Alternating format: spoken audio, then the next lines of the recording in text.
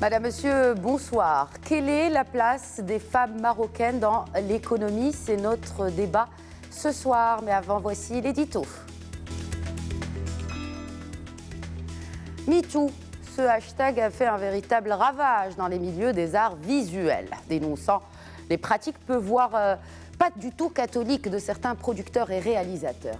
Et si on venait à visualiser ce hashtag comme le symbole d'une autre lutte des femmes dans le monde, celle de l'égalité des genres? Pourtant, beaucoup de signaux portent à croire que nous vivons l'ère de l'inclusion. La femme a désormais sa place dans la sphère économique. Une place toutefois plafonnée, parfois même cantonnée à des métiers 100% féminins. On dira qu'on les inclut parce qu'elles sont femmes et non par méritocratie, soit pour les mêmes raisons, d'ailleurs, pour lesquelles elles étaient exclues au siècle passé. Mais restons dans le présent. Au Maroc, en matière de plafond de verre ou plancher collant, le salaire féminin est 17% inférieur à celui masculin. Seulement 19% des Marocaines en âge de travailler ont un emploi effectif. Elles ne font pas mieux en termes de taux d'activité qui dépasse à peine 22% contre 71% chez la gente masculine. Et quand il s'agit de leadership, il y a une division d'abord horizontale, où la femme se voit confier des portefeuilles relatifs aux affaires sociales et non à la finance ou à la high-tech. Il y a aussi la division verticale, où le lead de délégation à fort enjeu est consciemment ou d'ailleurs inconsciemment confié à un homme avec un petit h. Et si l'inégalité résidait dans les constructions sociales? Pourtant, une sollicitude en particulier a bien voulu déconstruire ces automatismes. Depuis ses premières années de règne, Sa Majesté le roi Mohamed VI a pourtant porté haut la cause de la femme marocaine, la plaçant parmi les priorités des réformes institutionnelles du royaume. Mais, car il y a un mais qui réside dans le contraste entre cette vision de justice et son miroitement sur la moitié de notre société. Pouvoir public ou conseil d'administration reste frileux face à l'équité des chances. Et ce n'est pas demain la veille, car selon les prévisions du Forum économique mondial, le Maroc ne pourrait atteindre la parité avant l'an 2220. Place au débat. Ce soir, j'ai le plaisir de recevoir sur le plateau d'Eco-Débat Fathia Bennis. Bonsoir. Bonsoir. Bienvenue, madame. Présidente de l'association Women's Tribune, qui organise depuis 9 ans maintenant la Women's Tribune, qui se veut un rendez-vous de réflexion et de débat, et une force d'ailleurs de proposition au niveau national, régional, mais aussi international. Bienvenue à vous sur le plateau d'Eco-Débat. Merci de m'avoir invité. Et une autre femme également sur le plateau pour représenter l'association des femmes chefs d'entreprise du Maroc, la vice-présidente de cette association. Laïla Doukhali, bonsoir et bienvenue. Bonsoir, merci de nous recevoir. Et un homme également, pour parler des droits des femmes et de la représentation des femmes dans les entreprises et leur rôle dans l'économie marocaine. Je nomme Aziz Kadili, président de la commission genre à la CGEM. Aziz Kadili, bonsoir et bienvenue à vous aussi. Bonsoir, merci pour l'invitation. Alors, tout d'abord, vu que c'est pas très commun d'avoir autour d'un débat sur les femmes un homme qui parle justement de cette question d'égalité des genres. Pourquoi c'est un homme qui a été porté à la tête de cette commission fraîchement créée au sein de la CGEM? Très bonne question. D'ailleurs, quand on m'a proposé le job, j'ai dit, mais pourquoi un homme? Et puis on m'a dit, mais non, ça a plus de poids quand c'est un homme qui défend... le nom de la commission, c'est genre et égalité des chances. Des chances. Voilà. Donc il n'y a pas que les femmes. Et en ce qui concerne le genre on va dire le domaine le plus important, on m'a dit ça a plus de poids quand un homme le porte. Alors avant de dire oui, j'ai fait un petit sondage. J'ai interrogé quelques femmes importantes, plutôt féministes, et elles m'ont convaincu. Elles m'ont dit oui, c'est vrai. Et donc c'est un combat qu'il va falloir porter au sein du conseil d'administration de la CGEM, au sein des entreprises du Maroc. Donc j'ai dit pourquoi pas. Pourquoi pas. Fathia Bennis, vous êtes donc à la tête de cette association Women's Tribune, vous êtes également à la tête de Maroc Lire. Vous parlez de combat, M. Kadiri, donc ce combat, vous le portez depuis quelques années maintenant. Comment voyez-vous l'évolution, justement? Est-ce qu'on évolue positivement pour donner justement la place que mérite la femme dans cette économie marocaine, parce que c'est notre débat aujourd'hui? Merci. Alors, l'évolution, oui, on peut dire qu'elle est positive. Ça fait des années, moi j'ai soutenu ma thèse sur la condition de la femme en 1984, ce qui ne me rajeunit pas, mais ça, ce n'est pas le problème. Le fait est qu'on a avancé et puis maintenant, on constate une régression. Et la régression, ça fait mal. C'est pour ça que je suis contente que M. Kaderi soit là, qui s'occupe du genre et l'égalité des chances, parce que ça va nous permettre peut-être de sensibiliser lui, plutôt que de laisser juste les femmes s'occuper de ça. Je tiens à préciser que le Women's Tribune, c'est une instance qui reçoit les hommes et les femmes pour discuter des problèmes des femmes, justement, avec les hommes, parce qu'on est tout à fait consciente que, pour l'instant, c'est encore eux qui ont la décision. Donc, on ne va pas, entre nous, décider, parce que sinon, vous connaissez comment ils raisonnent. Bon, elles ne vont pas labrer entre elles, et ça sera fini, on passe à l'année prochaine, on verra bien. Donc, on les implique, et je trouve que ça donne bien. On va parler de cette implication et aussi, justement, de ces propositions que vous faites, que ce soit au secteur privé, mais aussi aux instances publiques. Mais avant, je voudrais faire réagir Madame Doukali par rapport à cette régression qu'évoque Madame Bennis. Est-ce qu'aujourd'hui, effectivement, la condition féminine dans cette sphère économique marocaine est en régression selon vous? Oui, absolument. Il faut préciser qu'au Maroc, les institutions sont parfaitement conscientes de l'impact de la femme active sur l'économie du pays. De nombreux moyens ont été mis en œuvre pour apporter une véritable égalité hommes-femmes dans le monde du travail, des plans gouvernementaux, des stratégies des institutionnels qui veulent réellement faire avancer les choses. Ça, c'est bien sur le papier. Ça, c'est bien sur le papier, absolument. Qu'en est-il de la réalité? La réalité, malheureusement, ce qu'on peut dire aujourd'hui, c'est que le Maroc est en recul dans l'employabilité des femmes au sein des entreprises marocaines. Il y a des chiffres... Est-ce qu'on a des chiffres? J'ai eu du mal à trouver des chiffres. Alors, quelques chiffres. Juste, la question qui se pose, c'est qu'en fait, sur les bancs des universités, il y a plus de 50% des femmes sont des femmes. Ça, c'est le HCP qui dit cela. Oui, de manière globale, c'est des études qui le signalent. Plus de 50% sont des femmes. Mais où sont-elles in fine? En fait, on ne les retrouve pas toutes sur le marché du travail. Quelques chiffres. Des chiffres de la Banque mondiale, datant de 2017. Le Maroc se situe parmi les 20% des pays où la participation des femmes à la vie active est la plus faible. Le taux d'activité, comme vous l'avez signalé tout à l'heure, a reculé de 3,5% au cours de ces 15 dernières années. L'entrepreneuriat féminin, sujet que je représente ici, a reculé de 2 points. Il y a 2 ans, nous étions à 12% d'entreprises créées par des femmes. Maintenant, nous sommes entre 9 et 10%. Je pense qu'il faut réellement tirer la sonnette d'alarme et se dire que... Vers qui, cette sonnette d'alarme? Écoutez, vers les institutionnels, les gouvernements. Vous savez, malheureusement, il y a des secteurs qui sont uniquement destinés aux hommes. Une idée, par exemple, quand vous avez des appels d'offres étatiques, il faudrait peut-être, comme en politique, instaurer des quotas pour pouvoir consulter, je ne sais pas, une proportion de 10%. Mais on a installé ça en politique, justement. Oui. On a installé cela en politique avec ce quota des femmes dans les partis politiques. Minimum 60. Alors, est-ce que, justement, c'est appliqué de telle sorte à ce que la femme soit une force de proposition, à ce qu'elle défende à ce qu'elle porte même des lois et qu'elle les défende au sein du Parlement, ou c'est juste pour, justement, répondre à cette urgence de représentativité de la femme? Oui, parce qu'il y a une pression, effectivement. La première, ça a été la révision de la Constitution. Elle a été globale en 2011. Avec l'article 19. Avec l'article 19, égalité des genres, etc. Un parfait respect pour la parité. Bon, après, c'est vrai qu'il y a des programmes. On essaie de mettre en place des programmes. La Caisse centrale de garantie, par exemple, a adressé à des femmes, à travers le programme Ileiki, pour des femmes entrepreneurs, elle peut les garantir auprès de banques à hauteur de 80%. Mais malheureusement, les autres 20%, comment peut-on faire? Elles n'ont pas, la femme marocaine n'a pas de quoi garantir souvent les 20 autres pourcents. Très bien. Alors, je me tourne vers Aziz Radiri. Est-ce que vous êtes pour cette notion de discrimination positive, telle que défendue par Madame Doukali, ou pour la méritocratie finalement? Parce que ça reste des cerveaux féminins ou masculins. Alors, on part de tellement loin. Quand on parle de tellement loin et les chiffres sont très bas et même régressent, que je suis pour continuer à cette discrimination positive. Donc, bon, c'est un avis personnel, mais moi je suis persuadé que c'est la bonne chose. Alors, mais Est-ce qu'on peut imposer cela au secteur privé? Alors, on va peut-être en parler. On va peut-être en parler. Par exemple, dans les conseils d'administration des grandes entreprises, il y a un projet de loi que ma commission va soutenir, qu'elle va essayer de faire adopter par le conseil d'administration de la CGEM, et on va être porteur de ce projet de loi avec un certain nombre d'autres associations qui dit clairement que le nombre de femmes administrateurs dans les grandes entreprises doit être, alors j'ai plus le chiffre en tête, mais doit représenter un montant important. Donc ça, c'est ce qu'on appelle la discrimination positive.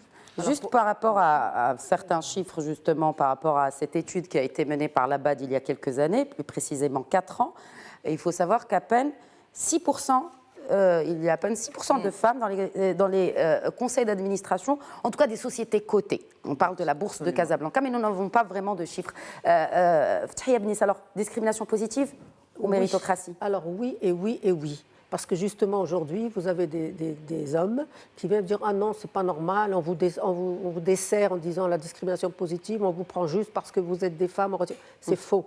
On prend les hommes et les femmes, et après, il y aura, avec le temps, parce que dans une société où il y a une certaine liberté, c'est la loi qui protège et la liberté qui a servi. Parce que si la loi impose 10% de femmes, eh ben on aura les 10%. Laissez libre, ça n'ira pas plus loin.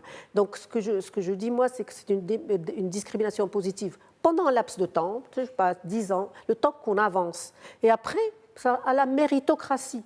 Oui. Donc, mais quand vous dites cela, cette responsabilité incombe-t-elle à l'État, seulement à l'État? Ah non, à nous aussi. À vous aussi en tant que en tant que citoyenne marocaine. Est-ce qu'on les met assez en avant, ces citoyennes marocaines qui brillent? Moi, je vais vous dire une chose, la presse, non. Parce que la presse, vous voyez, quand je remarque chaque fois que j'ouvre un journal qu'il y a un événement ou un événement politique ou on parle, on appelle les hommes. On pose la question aux hommes. Nous, on est appelés quand il s'agit de la femme. Polygamie, enfants, machin, enfin, bref, toutes les affaires sociales. Voilà. Ça s'arrête là. Ça ne deviendrait pas à l'idée de dire « Ah bon, ben maintenant, on va préparer tel texte sur... Qu'est-ce que vous pensez de ça ?» On ne pense à rien. Les femmes n'ont rien à penser. Elles vont obéir. Mais ça, c'est ce que je ressens. Et je pense qu'il y a beaucoup de femmes qui le ressentent aussi, parce qu'ils jouent là-dessus.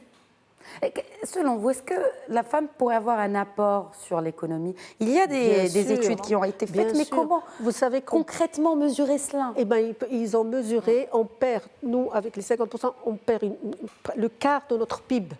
Est-ce qu'on est assez riche pour se permettre ça? Non. Pour la Banque mondiale, justement, la richesse du capital humain pourrait augmenter de 21% dans le monde. Je parle dans le monde, sachant que dans le monde, il y a plusieurs disparités en parlant d'égalité des genres. Et la richesse totale donc, du PIB mondial pourrait augmenter de 14% avec une égalité des sexes dans les revenus, notamment. Est-ce qu'aujourd'hui, bon, j'ai évoqué ce chiffre de 17% en ce qui concerne les salaires. Mais vous, en tant que, en tout cas représentante de cette association des femmes chefs d'entreprise, est-ce que quand c'est une femme qui est chef d'entreprise, elle recrute plus de femmes, et donc du coup il y a une parité, en tout cas dans les recrutements, comment? Écoutez, je vais parler en qualité de femme chef d'entreprise. Non, c'est pas un critère de sélection, le fait de vouloir embaucher forcément une femme parce que c'est une femme. C'est tout d'abord pour aller, effectivement, on va donner, par solidarité, on va donner priorité, on va essayer de trouver en elle ce qu'il y a de meilleur pour la mettre en avant, pour lui donner réellement sa chance. Si un homme mérite tout autant sa place dans l'entreprise, il l'aura. Mais je voudrais rebondir sur ce que vous disiez tout à l'heure. On parle en fait de leadership. Vous parlez de femmes qui ne sont pas présentes. Le problème, c'est que, dans ce sens-là, je ne pense pas qu'on n'aille pas les chercher. D'abord, elles sont trop peu nombreuses, vous l'avez cité. 6% des femmes dans les entreprises cotées en bourse au Maroc. Oui, exactement. Dans les conseils d'administration. Dans les conseils d'administration. Dans les 5% pour les entreprises publiques. Et 7%. Oui, 5% des PDG en Afrique sont des femmes. Et ne serait-ce que si on pouvait se comparer à une moyenne continentale africaine. 7% des femmes sont dans des postes de responsabilité, donc dans le top management au Maroc. Donc on peut en conclure très sincèrement, une femme, pour qu'elle puisse avancer, elle doit avoir un leader, elle doit avoir un modèle. Effectivement, déjà, on est à la base trop peu nombreuses. On peut partir du postulat de Mme Bénis qui dit que effectivement, on ne vient pas toujours nous chercher, sauf tout au long de ce mois de mars où on devient les stars, malheureusement. Ah oui. Et après, pourquoi d'ailleurs? Pourquoi à chaque 8 mars bah on doit écoutez, parler, c'est commercial, qu'est-ce que vous voulez que je vous dise? les droits des femmes qui sont bafoués. Voilà, c'est surtout, c'est pas la journée de la femme. Voilà, j'aurais aimé, on est bien d'accord. Ça a été travesti Voilà, pour des raisons exactement, purement commerciales. Voilà, alors après, dans les commerces, vous allez avoir des promotions, des choses comme ça, voilà. Bon. Donc pour en revenir, donc on a besoin de modèles. Alors déjà, elles ne sont pas nombreuses. Et en plus, je pense qu'elles ne sont pas assez visibles. Moi, je suis intimement convaincue, elles ne le sont pas, elles refusent de l'être. Pour quelles raisons? On pourra en débattre. Mais je pense que la presse, non, elle n'a aucun souci à mettre en avant une femme. Il faut juste qu'elle le réclame, il faut juste qu'elle soit présente, il faut juste qu'elle constitue un modèle pour les autres femmes. Et c'est pour ça que je peux dire qu'en fait, le leadership au Maroc est réellement en panne. Alors, vous parlez de leadership, il y a aussi ces postes de responsabilité que vous avez évoqués. Est-ce qu'on a des chiffres, Aziz Radili, en ce qui concerne ces postes de responsabilité qui sont occupés par des femmes aujourd'hui au Maroc dans le secteur privé ou aussi également par secteur? Alors, dans les secteurs où les femmes sont les plus présentes, c'est l'agriculture, le textile et le cuir, et l'industrie de la pêche. Conserverie. Et d'une manière générale, par exemple, vous avez dans les métiers du monde, vous avez l'aéronautique, où dans des ateliers, 90% de l'effectif est féminin. Pour des raisons toutes simples, c'est dextérité, finesse, un peu comme ce qu'on retrouvait dans le textile. Alors, donc ça c'est clair. Alors, on ne les retrouve pas dans les métiers, tout à l'heure, Mme Doukali le disait tout à l'heure, dans les métiers de sciences, de technologie, d'ingénierie et de maintenance. Pourtant, on a des ingénieurs. Vous citiez le chiffre de 50% sur les bancs d'universités marocaines. C'est plus que ça. Ce qu'il faut savoir, c'est dans toutes les grandes écoles d'ingénieurs au Maroc, dans tous là où il y a des concours, c'est toujours une majorité de femmes parce qu'elles sont plus studieuses, qui réussissent et qui sont admises. Alors pourquoi on ne les retrouve pas? Bon, par exemple, parce qu'in fine, souvent elles préfèrent privilégier leur vie familiale par rapport à leur vie professionnelle. Donc ça veut dire quoi? Elles ont le choix. Oui, elles ont le choix. Non, pas vraiment. Je vais vous dire pourquoi. Parce qu'il n'y a pas assez de crèches, s'il n'y a pas assez de moyens de transport, s'il n'y a pas assez d'aide pour leur permettre de vivre à la fois leur vie professionnelle et leur vie familiale. Par contre, on peut tout à fait comprendre qu'elles privilégient leur vie professionnelle, leur vie familiale.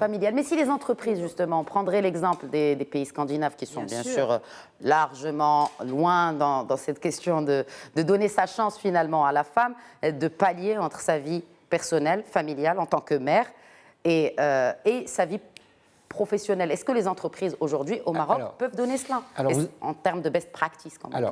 On a des best practices et Ftahia Bnis à côté, sa société, moi je suis peut-être nouveau dans cette commission, mais un ancien de la RSE puisque j'ai présidé cette commission et j'ai fait partie longtemps du comité d'attribution. Je peux vous dire que nous avons d'excellents modèles et d'excellents modèles de best practice. Nous avons même des sociétés marocaines. On ne parle pas de filiales étrangères. Il y a de tout. Suédoises. Il y a de tout. Il y a de tout. D'abord sur la centaine de sociétés qui ont été labellisées RSE, il y en a plus de la moitié sont purement marocaines. Mais les exemples dont je voulais parler, effectivement que j'ai en tête.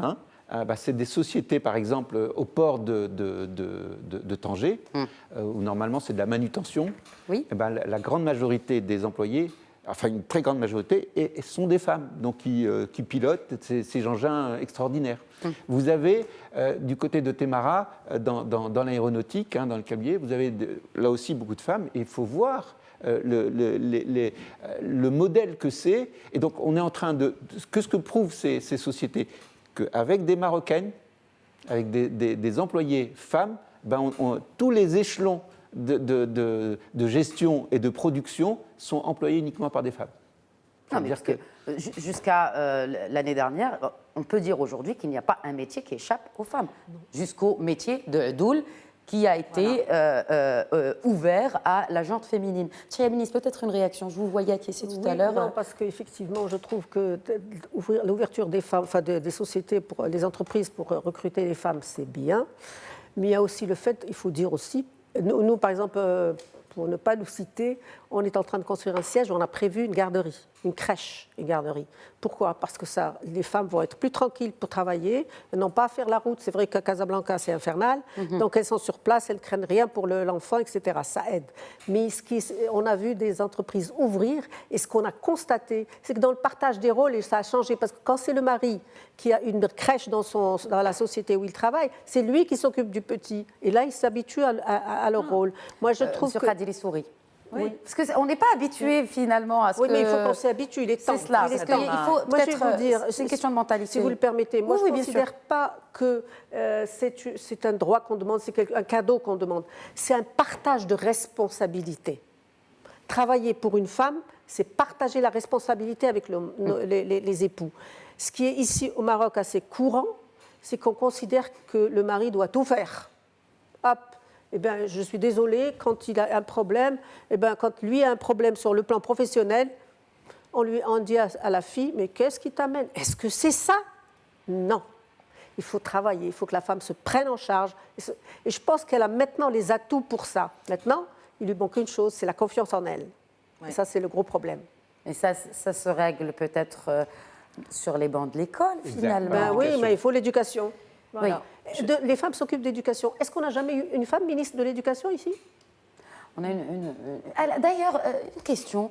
Est-ce que c'est au ministère de la Femme et de la Famille, Madame Bassima. Madame Bassima Harkaoui, en tant que ministre, justement, Oui. à la tête de ce département, est-ce que c'est à ce ministère-là de défendre la représentativité des femmes dans les entreprises? Non, c'est à la haute parité. Mais qui n'existe pas. Mais elle a été sortie. Ben voilà la preuve. Elle a été citée. Voilà. C'est la Constitution de 2011. Hein, c'était cette instance d'équité et de lutte contre les inégalités. Peut-être que j'ai écorché le nom exact de cette instance. Autorité pour la parité. Exactement. La parité. Est-ce qu'elle existe, cette autorité, Non, madame? elle existe dans les textes. Dans les textes. Mais pour l'instant, il n'y a aucune application. C'est une coquille vide. Oui, vide, ben c'est comme vous l'avez dit complètement. tout à l'heure.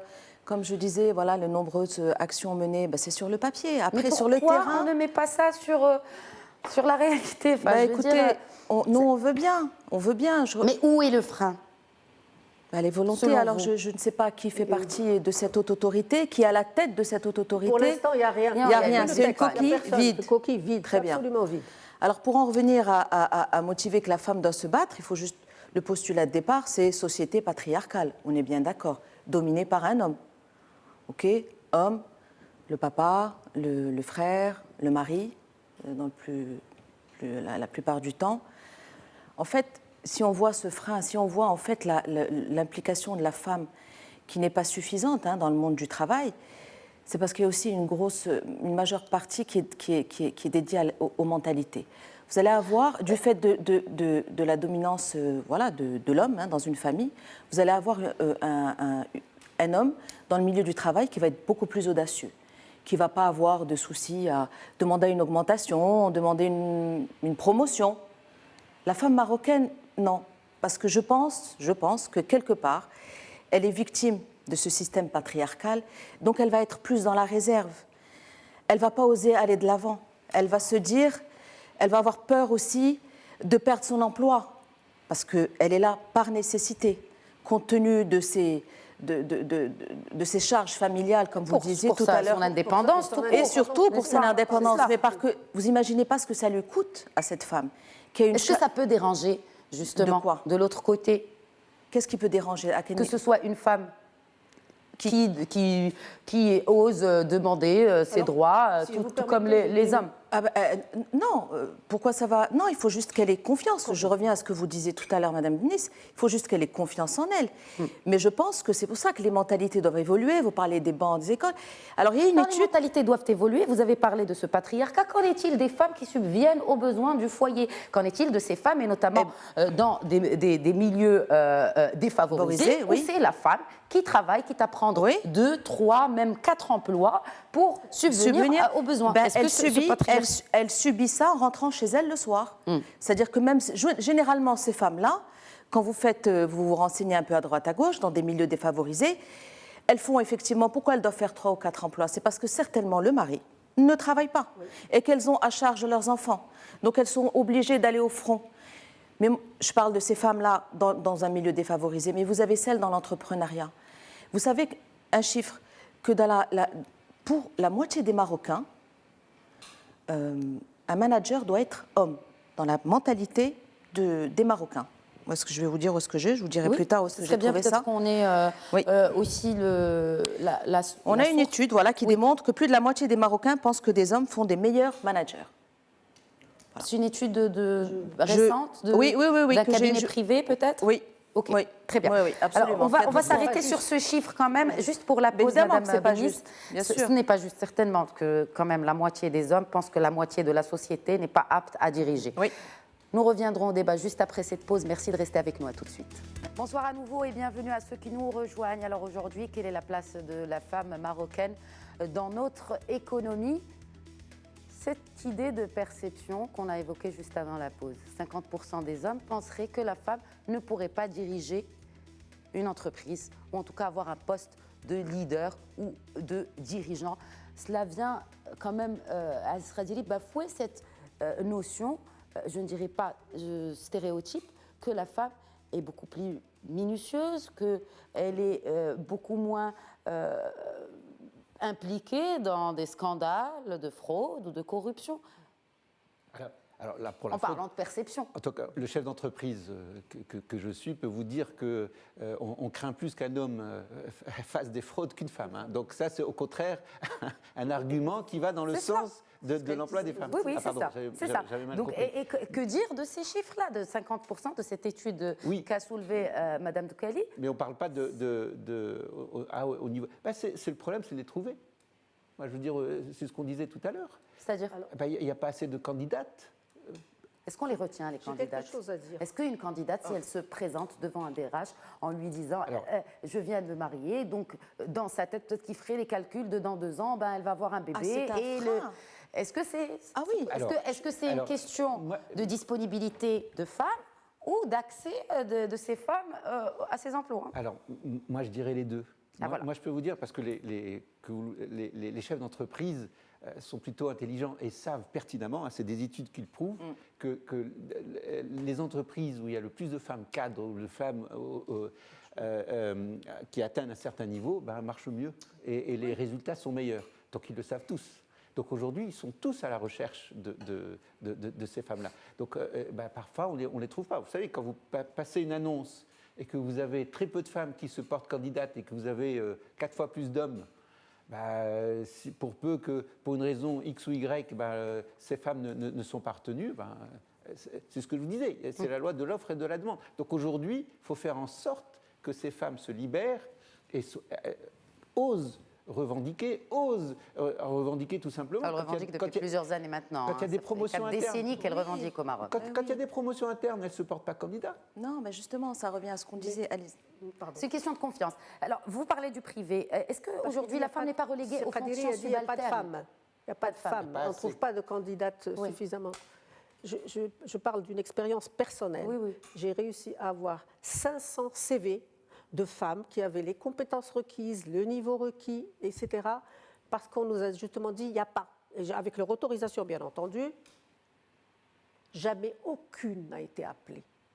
Pour des postes de responsabilité dans le gouvernement. Dans le gouvernement. Justement, en ce qui concerne la fonction publique, c'était cela ma question. Est-ce qu'aujourd'hui, une femme peut justement être mise en avant dans les instances publiques? Est-ce qu'elle n'est pas finalement reléguée à des fonctions subalternes, ici, chez nous au Maroc? Mais attendez, d'abord, je vais vous dire, par rapport aux femmes qui sont actuellement secrétaires d'État, elles sont secrétaires. Vous enlevez l'État et elles n'ont pas de budget, elles n'ont pas le pouvoir de décision. Elles sont sous la houlette du ministre plein. On a une seule femme ministre plein, c'est Bassim Mahkawi. Et qui s'occupe des affaires de la femme. De la femme en plus. Voilà. Ce qui est quand même pas anormal. Hein, oui. Et au-delà des ministères, je parle de tout département public, de toute instance publique. J'ai les chiffres. Oui, allez-y, partagez-les avec nous. 13% des femmes dans le public. Hein. Ah oui. Seulement 13% des femmes occupent le poste de directeur. 7,5% d'inspecteur général et 12% de secrétaire général.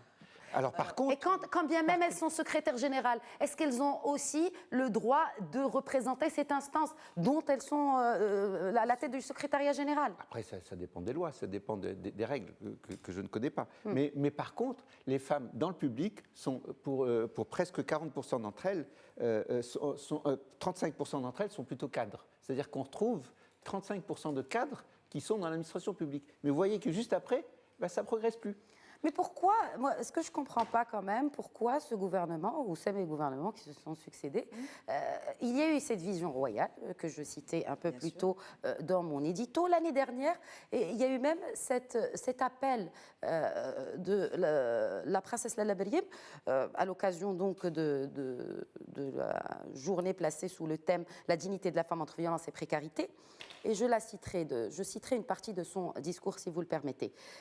Par ailleurs, nous solliciterons de Sa Majesté qu'il veuille bien orienter le gouvernement et les institutions concernées pour qu'ils se penchent sur l'examen des différentes questions intéressant la femme et l'enfance. De fait, Sa Majesté tient, c'est là notre conviction la plus intime, à ce que le traitement de ces questions soit entrepris dans le cadre d'une démarche participative de portée nationale.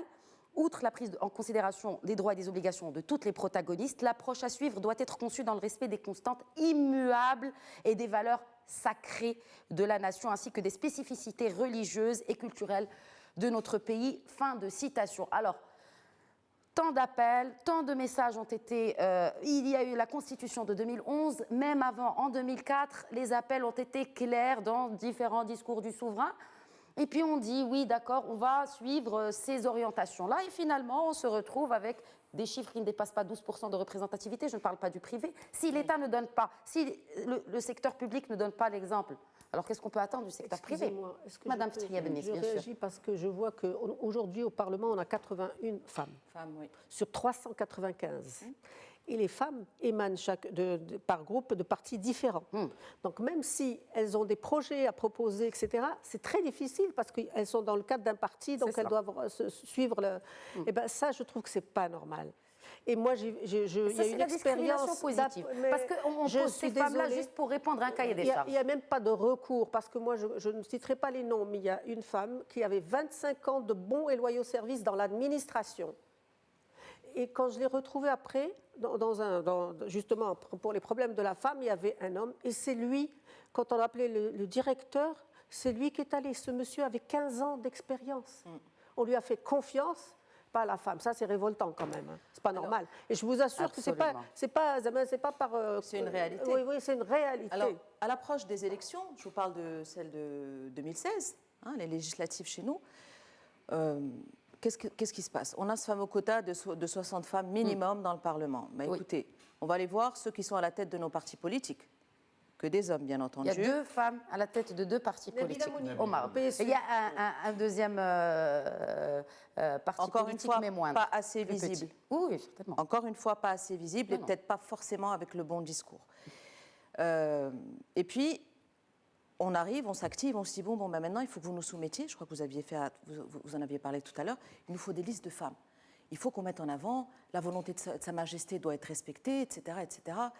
Il faut qu'on ait des listes de femmes. Donc, on va chercher des femmes de tous bords pour remplir des listes. C'est cela.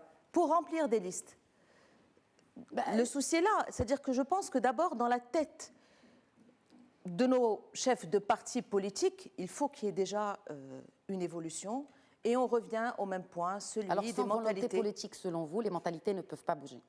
Ça incombe, comme je le disais tout à l'heure, incombe à l'État, mais aussi aux partis politiques, peut-être pour les lois, parce qu'il n'y a pas vraiment de loi pour l'équité. Il faut passer par un parti politique. Oui, sur le cadre juridique, c'est vide au Maroc. Mais quand vous ouvrez un journal et vous voyez le bureau politique de certains partis, il n'y a pas une femme.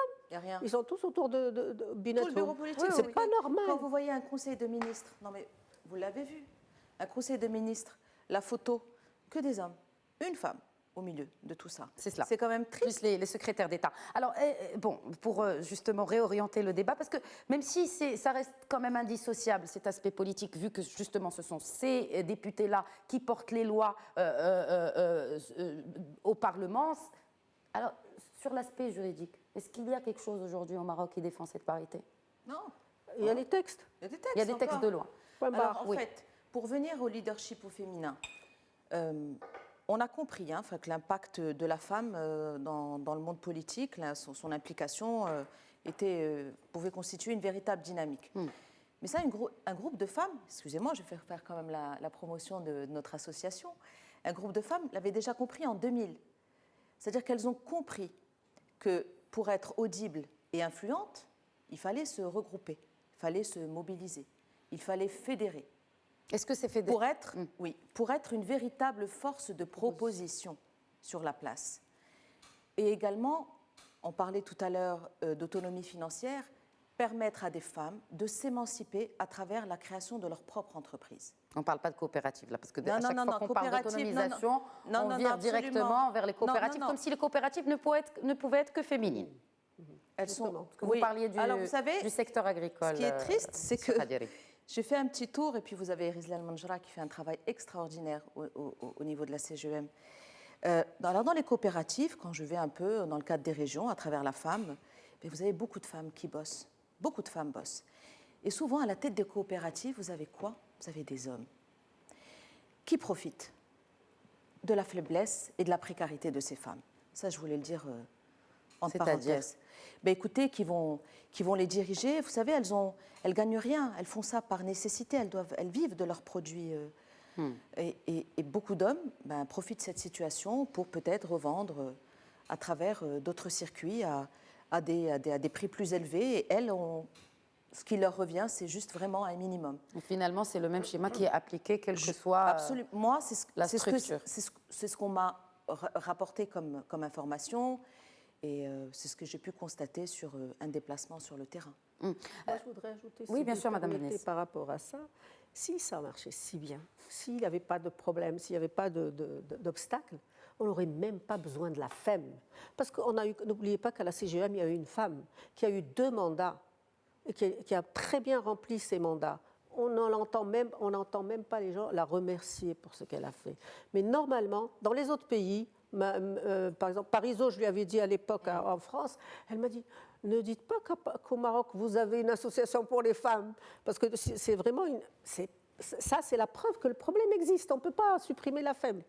Non, on peut Parce pas. que c'est dégradant, selon vous? Non, c'est pas dégradant. Ah, non. Mais c'est le fait, c'est-à-dire que quand tout roule, tout le monde doit suivre les mêmes voies. On peut prétendre à une commission au niveau de la CGEM. Il y a des hommes et des femmes au sein de la CGEM. Il y a des femmes qui sont présidentes, vice-présidentes de fédérations, etc. Donc, si ça marchait bien, toutes ces femmes n'auraient pas eu d'avoir la femme. C'est comme si on avait dit, bon, allez, on crée une partie pour les femmes. Non, c'est pas vrai, ça, c'est pas bon. Parce que pourquoi on dit ça? Les hommes, ils disent, bon, alors, ils ont créé leur parti, laissez-les déblatérer. Ouais, ça ne marchera pas. C'est ça, voilà, etc. Il n'y a rien d'actif. Voilà. Heureusement que la femme leur a prouvé le contraire. Oui. Et qu'on a pu, grâce à des programmes d'incubateurs, encourager. Excellent. Magnifique. Excellent. En 2006, excellent. On a signé donc avec la Caisse centrale de garantie le programme Ileki dont on a parlé, etc. Et il est enclenché, ce programme de oui, absolument. Le fonds destiné pour les femmes? C'est pas un fonds. Alors, la Caisse centrale de garantie garantit auprès des banques 80% de l'investissement d'une femme porteuse de projet. Et 70% pour les hommes. De crédit d'investissement. Il y a la même chose pour Mouakaba pour les prêts d'honneur. Ça marche pour certaines qui peuvent garantir. On a des chiffres? Est-ce que depuis 2006, on a des chiffres sur combien de crédits finalement ont été acceptés? Très peu. Non, très peu. La même chose pour moi. C'est les 20% qui restent. Oui. La femme n'a pas de propriété. Alors justement, Madame Bennis, dans le classement du Forum économique mondial de la Banque mondiale, de Global Gender Gap Report, le Maroc a régressé, comme vous le disiez en début d'émission. On est à la 137e place sur 149 pays. On est 9e au niveau de la région MENA, en sachant que cette région connaît bien des disparités en ce qui concerne hommes-femmes. Alors, et c'est justement par rapport à certains critères, et notamment le fait que la femme n'a pas vraiment accès au foncier, ne détient pas de foncier. Là, c'est lié un petit peu avec l'histoire de l'héritage qui traîne depuis des siècles. Oui. Donc, les banques, c'est très simple. Ce n'est pas des enfants de cœur. Prêtent avec garantie. Aux hommes aussi. Ce n'est pas une discrimination qu'ils font par rapport à la femme. C'est nécessaire. Or, au départ, déjà, les femmes sont lésées à ce niveau-là parce qu'elles n'ont pas les moyens de s'assurer. C'est pour ça que le fonds de la CCG, de la Caisse centrale de garantie, les aide un peu. Mais autrement, il n'y a rien. Rien, rien. Où est la confiance? Où est le risque? Parce qu'une banque, par définition, il y a un risque. Mais ce que je vais vous dire, c'est que dans les microcrédits qui a beaucoup marché pour les femmes, eh bien, ceux qui ont le plus remboursé dans les études qui sont ressorties, ce sont les femmes, dans les délais et sans retard. Elles sont beaucoup plus sérieuses. Et c'est pour ça que maintenant, les banques commencent à être sensibilisées en se disant, ben non, elles tiennent leurs promesses, peut-être bien qu'on peut leur faire confiance. Mais les hommes, non.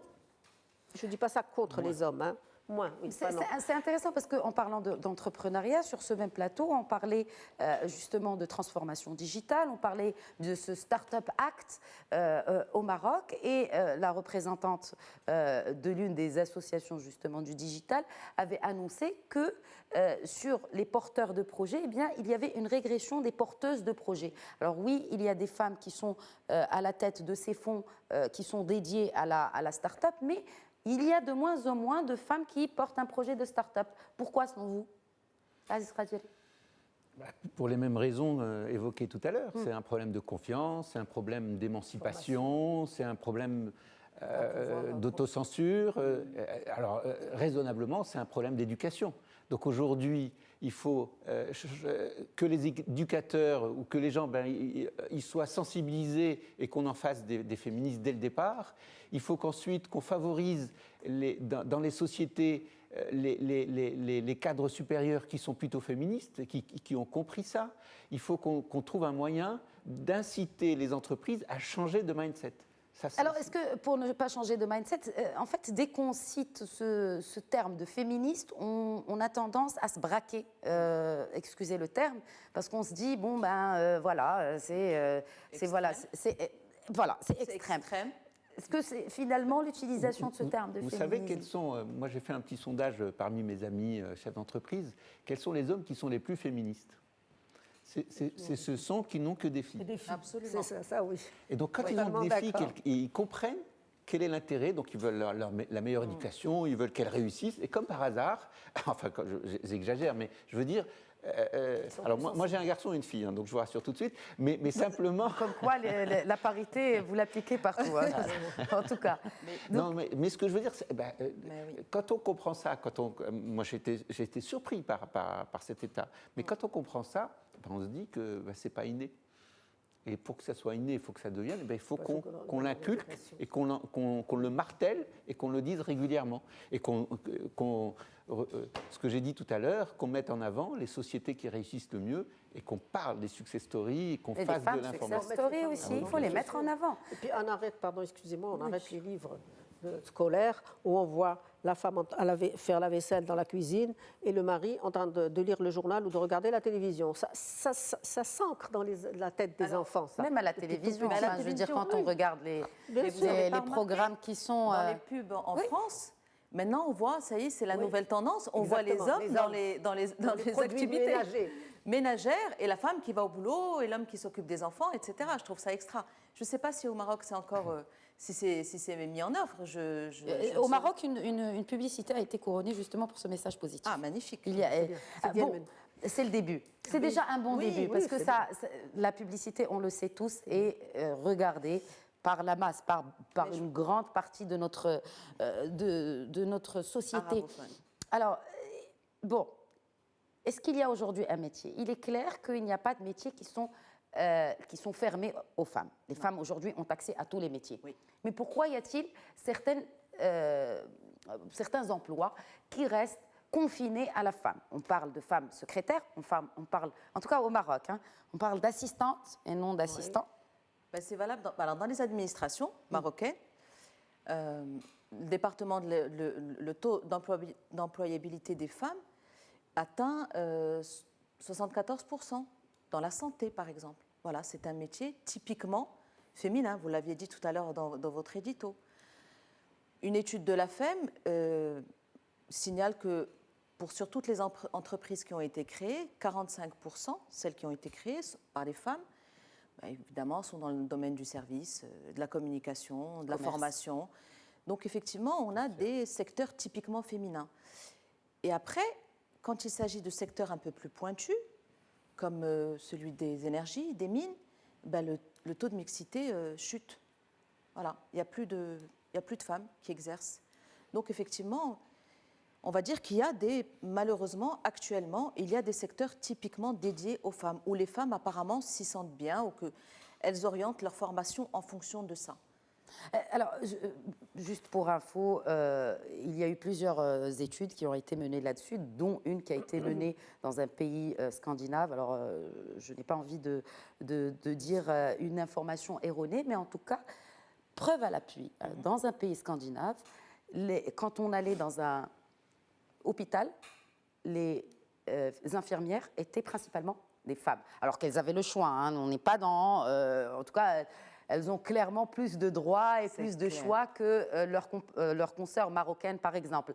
Mais en tout cas, c'est vérifié. C'est-à-dire que finalement, ce n'est pas une question de mentalité, mais peut-être que c'est une question de composition génétique qui fait que la femme a plus tendance à choisir un métier. Parce que c'est une question de choix. Hein. On ne dit pas qu'elles sont orientées vers cela. Plus que dans le bâtiment, par exemple, qui demande un effort physique considérable. Bon, voilà, c'était juste une petite parenthèse que je referme vite. Alors, il nous reste 5 minutes. Oui, vous vouliez peut-être réagir. Le plus important, c'est que dans tous ces métiers, aussi bien du côté homme que du côté femme, ce n'est pas interdit et il n'y a pas de blocage. Il n'y a pas de blocage. Il n'y a pas de frein juridique. Donc, on pourrait avoir peut-être des secrétaires et des assistants hommes sans qu'il y ait de blocage au Maroc. Il n'y a pas de saut métier. Voilà, donc voilà, une réaction très spontanée. Très spontanée. Absolument, ça serait tellement marrant, mais jamais vous ne verriez un homme secrétaire. Non, mais imaginez-le. Moi, j'en connais. Alors, je voudrais juste qu'on termine. Mais en tout cas, peut-être c'est l'exception qui confirme la règle. Alors, mesdames et messieurs, j'aimerais qu'on termine notre discussion sur vos recommandations. Comment, de manière pragmatique, pratique, en tenant compte des spécificités de notre culture marocaine, comment déconstruire ce raisonnement, justement, dans notre société?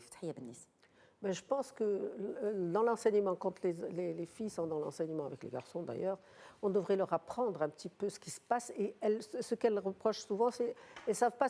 On fait des études, mais après, quand elles sortent travailler, ça n'a rien à voir avec là où elles sont appelées à travailler. Donc ça les aiderait beaucoup.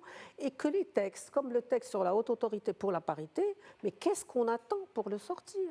Parce qu'il est sorti, pardon, mais qu'est-ce qu'on attend pour l'application? Alors qu'avec cette haute autorité, c'est transversal. Donc, ils pourront intervenir dans beaucoup de domaines pour pouvoir aider les femmes à aller plus loin. Mais bon, c'est fait, ok, on l'a fait pour la bonne conscience, mais il est dans le tiroir. Ça, je trouve que c'est très triste. Mais c'est au gouvernement de porter ce projet. Bien sûr, ils l'ont fait, mais maintenant, il n'est pas sorti. Il n'a pas vu le jour, je veux dire, concrètement. Ouais. Aziz Radjeli. On en a parlé un peu plus loin, mais on peut les rappeler. Hein, donc, les crèches, ça, moi, je pense que c'est un point important. Aussi bien au niveau communal qu'au niveau de regroupement d'associations. Hein, donc ça, c'est très important, c'est un mouvement. On a parlé d'éducation, on a parlé aussi de flexibilité, surtout pour les femmes, hein, en termes de télétravail, de souplesse des horaires. Alors, je ne parle pas de temps partiel, parce que temps partiel, c'est tout de suite... voilà.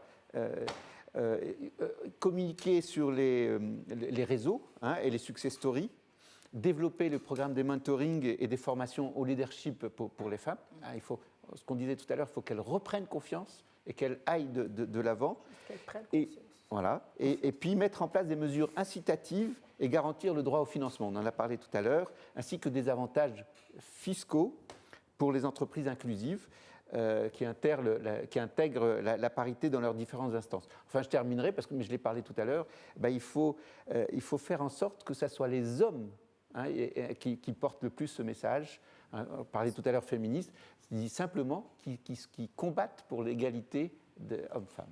Qui combattent pour l'égalité hommes-femmes et qui finalement ne restent pas cantonnés un peu dans cette idée que la femme doit être aidée, parce que la femme n'a plus besoin d'aide aujourd'hui. Elle a su prouver qu'elle pouvait être un élément avec une certaine valeur ajoutée dans l'économie. Un dernier mot, Madame Toukaly. Je confirme, la femme marocaine ne pourra jamais aller de l'avant sans à côté d'elle la présence d'un homme. Ça, j'en suis intimement convaincue. Il faut vraiment que ce soit une team avec une volonté gagnante. La femme marocaine représente quand même 50% de la population, ce qui signifie qu'elle éduque les 50 autres % restants. Donc sa place est incontournable sur le plan économique. C'est driver de changement. Il faut vraiment qu'on en prenne conscience. Il faut se motiver, il faut se mobiliser, il faut garder confiance en soi. Il faut continuer à se battre. Et ne pas faire que du mois de mars ou que du 8 mars. C'est la journée pour fêter les droits des femmes. Je pense qu'il faut sensibiliser les opérateurs économiques de la place. Ils sont là. Voilà. Enfin, ils sont représentés aujourd'hui. Et je suis ravie qu'un homme soit à la tête de cette commission. Vous voyez ce que j'ai dit? C'est ce que je dis, ouais, absolument. Oui. Et qu'il faut continuer à se battre et que cette bataille, il faut qu'elle se passe tout au long de l'année. Et remettre en marche le leadership au féminin, comme je vous l'ai dit tout à l'heure, qui est en panne. Leila Dkali, merci beaucoup. Je vous remercie. Les messages sont très clairs pour ce dernier tour de table. Fathia Bnis, merci beaucoup d'avoir accepté l'invitation d'Eco-Débat. Merci à vous aussi.